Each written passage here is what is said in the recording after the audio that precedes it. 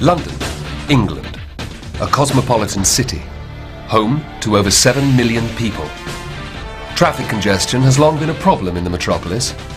150 years ago, London needed a solution to its transport problems. The solution was to give the world its first underground railway system. The history of the London Underground, next on Modern Marvels.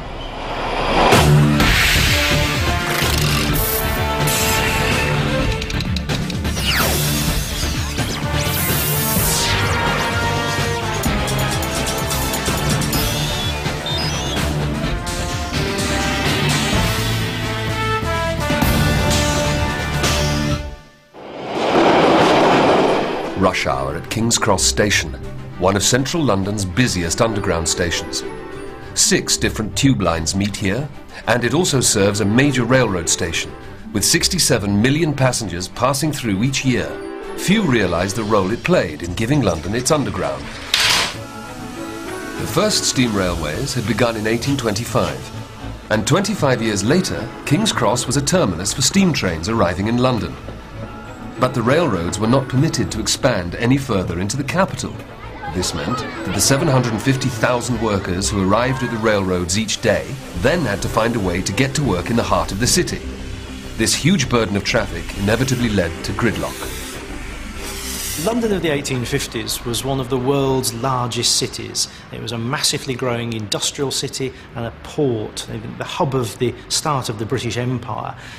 Interestingly enough, it was a very dense and crowded city. It was still largely built on its medieval street pattern, and it meant that people basically jostled together. People lived very close to their work, and it was a very crowded city full of cobbled streets, gas lights and horse-drawn vehicles. 150 years ago, London was grinding to a halt, and it needed an ambitious solution to link the main railroad stations to the city centre. There was only one way to go, and that was underground. I think it's important to remember that for most people, the thought of actually going underground and travelling at speed underground was actually a very novel concept. Many Victorian writers saw death and doom and destruction to people who actually travelled on underground railways. Newspapers such as The Times actually ran quite a fierce campaign against the railway, saying that even if it worked, technically it would never pay because people would never use it. They were speculating about underground passages soaked with sewage drippings and infested by rats. Going underground was the vision of one man, Charles Pearson. He persuaded Londoners that they needed a transport network beneath the streets. He knew that if people could get in and out of the city easily, they could live further away and the slums in London would become a thing of the past. Charles Pearson was a lawyer associated with the City of London, and he was the person who really first pressed for the building of the Metropolitan Railway, which was the world's first underground steam railway. And Pearson basically came up with the idea of digging a trench down the middle of the road, of roofing it over and running his railway in the bottom of the trench. The Metropolitan Railway Company broke ground in 1860.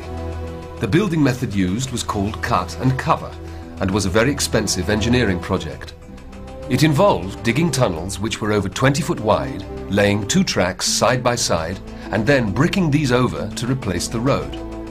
This project took 3 years to complete and caused havoc to homes and businesses. The new tunnels were very shallow and ran only feet below the road surface. An example of this can still be seen in the Notting Hill district of London. There are 2 dummy houses, numbers 23 and 24 Leinster Gardens, which are identical to all the other houses in the street, except for one thing. Their frontage is merely a wall, 5 foot thick, complete with painted windows and front doors.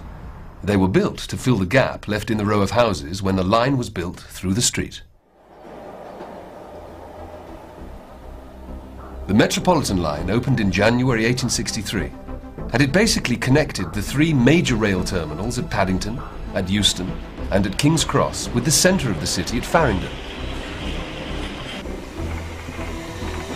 It was not conceived as a steam railway. The initial suggestion by the Metropolitan Railway's engineer John Fowler had been to have the new underground railway running on compressed air. The idea was that trains would be blown through tunnels and sucked back by air generated in great compressors at each end of the line. But the major flaw in this system was that the compressed air leaked continuously through the tunnel joints. With the failure of the system, the Metropolitan Railway was forced to borrow steam locomotives and rolling stock from the Great Western Railway in order to start its service. Although it's just a quaint tourist attraction today, it was a revolutionary idea and an immediate success. It carried 40,000 passengers on its first day. The timetable ran between 8 a.m. and 8 p.m. with a train every 15 minutes.